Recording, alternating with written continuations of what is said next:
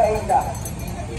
Mas dapat tayong gumawa ng ating patuloy sa sakyan na mas halap, na mas matibay, na umaabot na ang iba kayo sa mga 2 dekada na ating nandito mga traditional building ngayon.